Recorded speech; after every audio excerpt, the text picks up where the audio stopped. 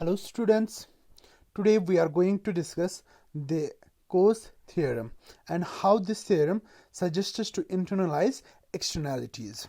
आप देखिए, suppose you own a car, आपके पास कार है, आपने उस कार के लिए पे किया है, तब जाके आप उस कार को ओन करते हो. So you have a clear property right on the car. ये कार आपको बिलोंग करती है.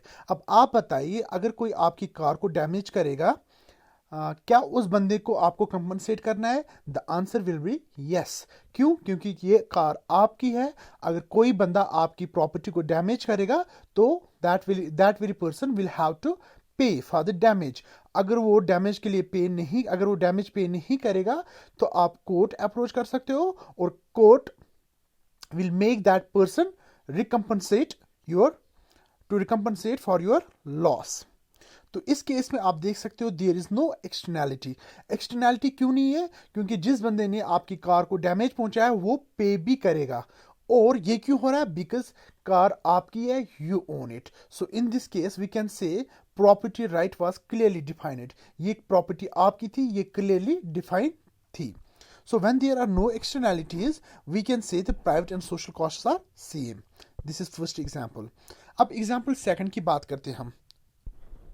एक फर्म जो एयर पोल्यूट करती है, जब उसने एयर पोल्यूट की, ठीक है, आपकी लोकेलिटी में कोई फर्म है और उस फर्म की वजह से जो एयर क्वालिटी आपकी लोकेलिटी में है वो डिटोरेट हो जाती है, खराब हो जाती है, तो उससे इन टर्न आपकी हालत पे नेगेटिव इफेक्ट पड़ता है. अब आप लोग बोलिए, क्या आप इस फर्म को, can you make this firm to pay for the damage? आपकी जो हालत खराब हो जाती है इस फर्म के एक्शन की वजह से, क्या आप इस फर्म को बोल सकते हो कि वो आपको पे करे? नहीं, आप नहीं बोल सकते हो.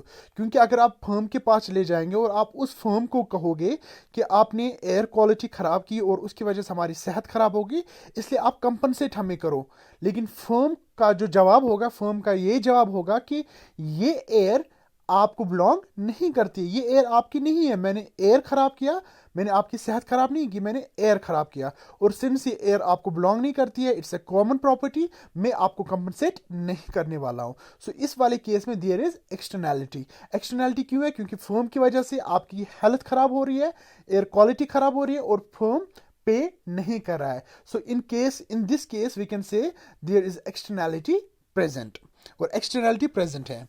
लेकिन केस सेकंड में क्यों एक्सटर्नैलिटी है और केस फर्स्ट में क्यों नहीं?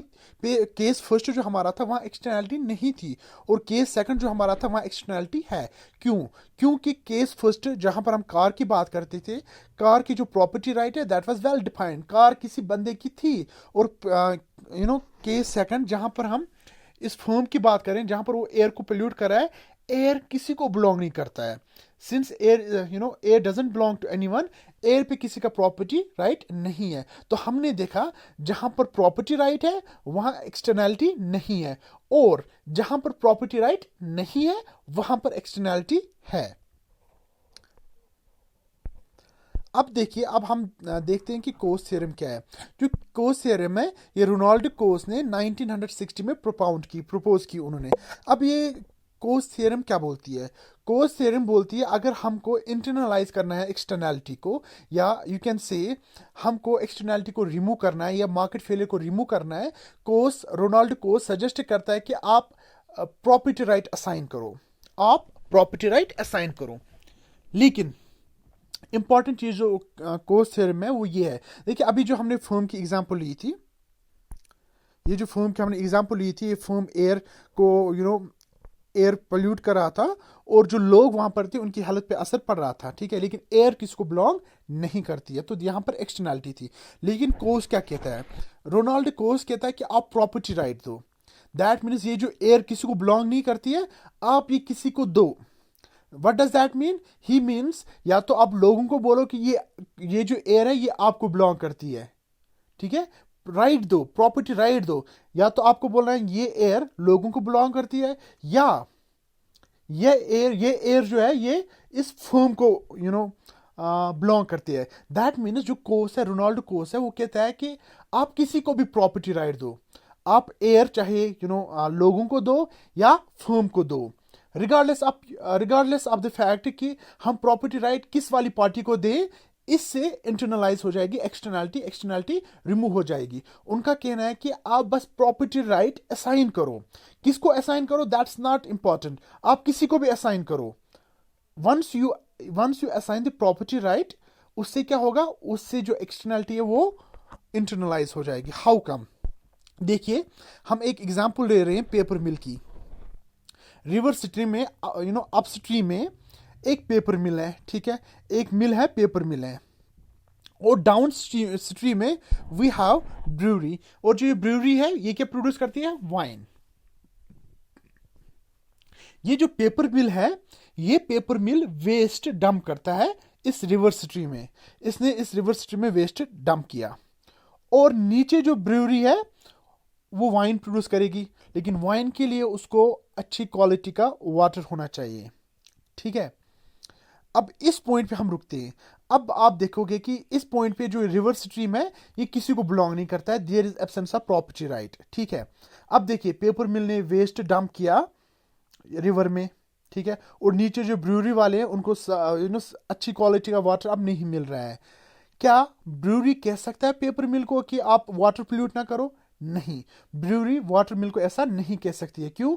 पेपर मिल को, पेपर मिल जो है वो ब्रूरी को बोलेगा कि ये वाटर आपको बिलोंग नहीं करता, ये आपका नहीं है। सो यहां पर हम देख सकते हैं, since the property right of this river stream doesn't belong to anyone, ये रिवर स्ट्रीम किसी को बिलोंग नहीं करती है, इसलिए पेपर मिल इसको पोल्यूट करता है और कंपनसेट भी नहीं करता है। So we can say there is externality present. अब देखिए, इसको हम कंटिन्यू करते हैं। जैसे इसने वाटर को पोल्यूट किया पेपर मिल ने, और डाउन द स्ट्रीम ब्रूअरी को अब वाइन प्रोड्यूस करना है। वाइन के लिए उसको अच्छी क्वालिटी का वाटर चाहिए।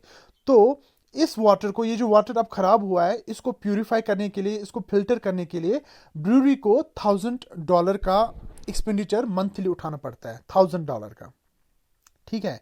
दैट मीन्स सिंस ये वाटर जो है किसी को बिलोंग नहीं करता है, और ब्रूअरी को $1000 का एक्सपेंडिचर इनकर करना है इसको प्यूरिफाई करने के लिए, ठीक है। और ये जो पेपर मिल है, अगर ये अपना वेस्ट रिवर में डंप नहीं करेगा, और बल्कि किसी एक प्रॉपर तरीके से इस वेस्ट को डंप करेगा, डिस्पोज करेगा, और प्रॉपर तरीके से वेस्ट को डिस्पोज करने के लिए जो पेपर मिल को खर्चा उठाना पड़ेगा मंथली, वो कितने का है, $400 का।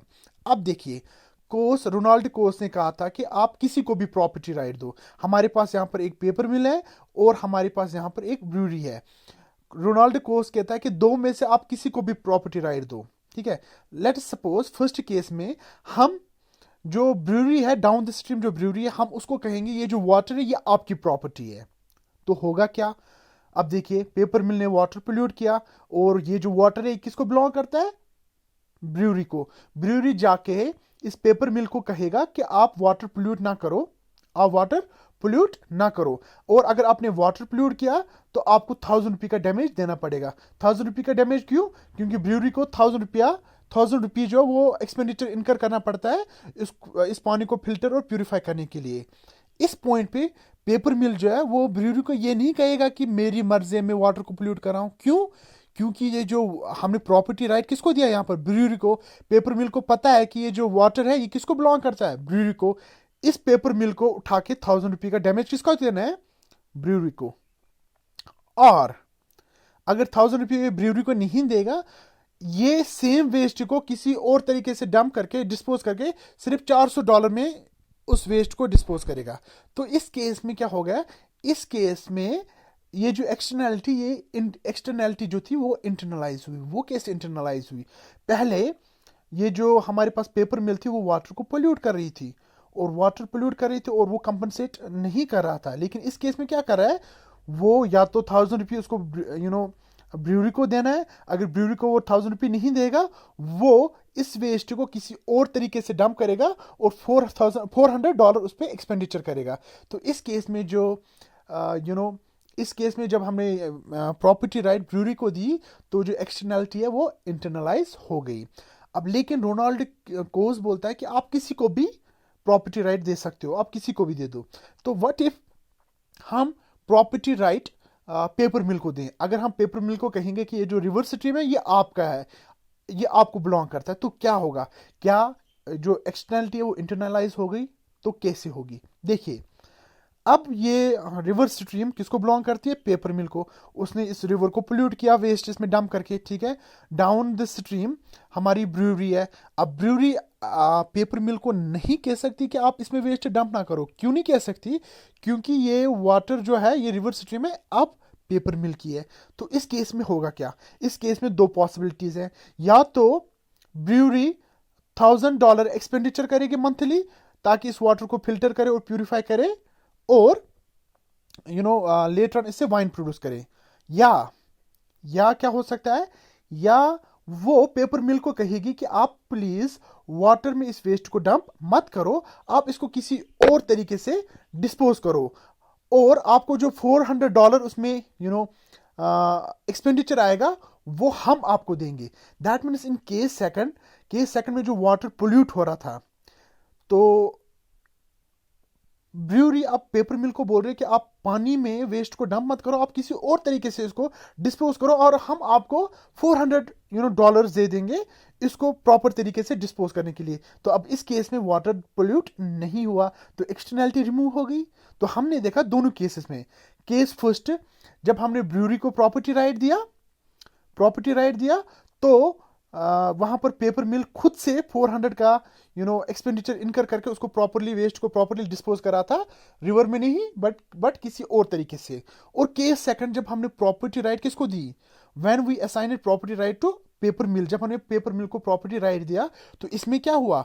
ब्रूअरी पेपर मिल को $400 दे रही है, और पेपर मिल अब वाटर में वेस्ट को डंप नहीं कर रहा है बट प्रॉपरली इसको डिस्पोज कर रहा है, लेकिन खर्चा कंपनसेट कौन करता है?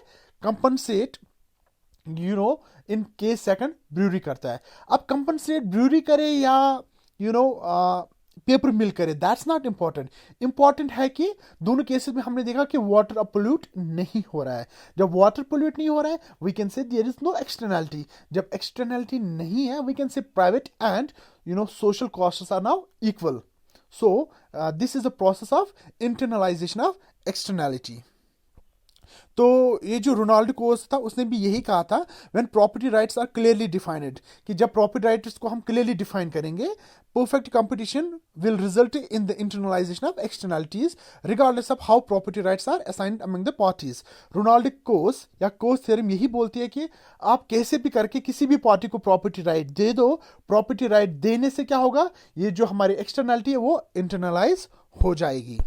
सो हमने देखा जो पहला केस, जब हमने पेपर मिल को जब हमने ब्रूअरी को प्रॉपर्टी राइट दिया, तो उसमें जो इंटरनलाइज करने का जो कॉस्ट इनकर करना पड़ता है, पेपर मिल कर रही थी।